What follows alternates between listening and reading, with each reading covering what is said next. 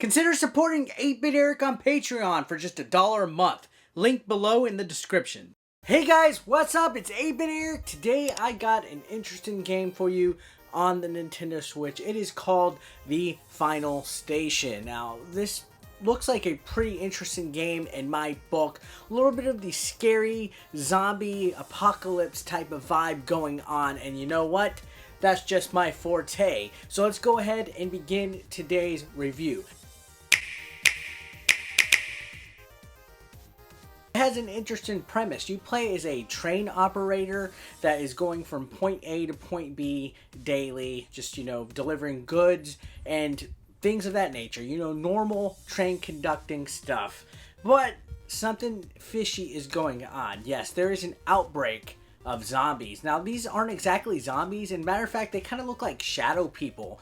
They are black, shadow-figured people and objects that basically come out of nowhere and attack you. Well, I'm getting a little ahead of myself here. Just to touch base, the vibe and atmosphere of this game is given right from the beginning. You wake up, your character has a nightmare where he's just being attacked by several of these beings, and then you just gotta kind of figure out what to do from then on. The game kind of progresses very slowly. Normal life, actually. You meet some people in their day-to-day lives, and as you travel from station to station, you see the, outbreak or whatever's going on, no spoilers, start to take shape until eventually you're going to places that are just overrun, where nobody's alive and there's next to nothing out there.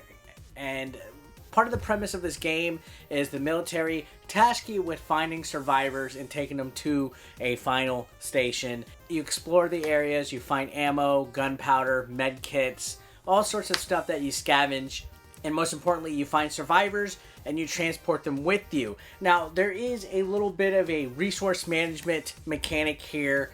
Whatever med kits and food you find while scavenging, you have to kind of fight whether you're going to use them for yourself or to take care of your survivors. Yes, you have to take care of your survivors while you're transporting them. Some of them might have needs like needing a med kit. So what are you going to do?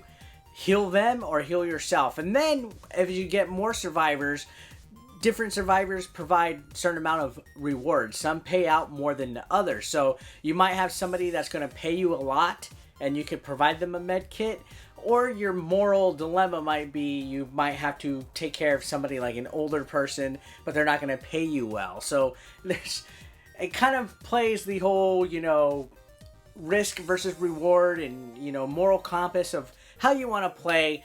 And the game actually does get a little bit challenging in some of this resource managing, because of course you're going to get hurt and attacked, and these enemies are actually pretty brutal. There were several times early on in the beginning stages of the game where I just kept dying. Ammo is very limited, like in a lot of these survivor games. This is a neat little take because it is a 2D retro styled game and very simplistic, and I think it really fits and captures exactly what they're trying to go for in here. Because like with Resident Evil and stuff, it's really realistic 3D, survival horror. But in this one, it's literally a 2D plane. You go from left to right, through buildings, underneath in the sewers and stuff. And it's very simplified, abstract, and I think it fits the mood really well. Backgrounds and everything in this game just overall just give that feeling of emptiness and loneliness. And then when you meet survivors and stuff, it's a lot of fun. This game really caught my eye. Now, just to touch base on the controls real quick, the aiming, once you get the gun into the segment where you actually have to use your weapons, is used with the right analog stick, and you kind of have to do like an arc over your character. You could shoot diagonally and, left and right, but you kind of have to aim. And sometimes in the heat of battle, when there's a lot of enemies and stuff, things get a little hectic. Of course, with games like this, if you shoot the enemies in the head, it's a lot easier to take them down. But when you're getting attacked, it's a lot harder to aim. But yeah, it's kind of like a twin stick shooter in some shape or form. You have to actually push the right analog stick in the direction of where you want your character to face to, or else you're going to be moonwalking, which I thought that was kind of funny looking when I initially played the game. So overall, I thought the Final Station was actually pretty neat. I know it came out on previous platforms and consoles a while back, quite a while back. This is another port that the Nintendo Switch is getting, so it's my first time playing this. I'm experiencing it for the first time, and it actually kept my attention quite a bit. And I thought it was really fun. I'm always into games like this, or like The Walking Dead, The Last of Us, stuff like this. And to play another game in this type of genre was a real treat for me, because I didn't even know anything about the Final Station going in. So I definitely had a blast, and I think it is definitely worth checking out. I believe it's about $14.99 in the eShop to download. So guys, I highly recommend it. And that's it for today's video. I'm gonna go ahead and say thanks a lot for watching. If you're new to the channel, don't forget to subscribe and hit that like button and leave a comment, why don't you?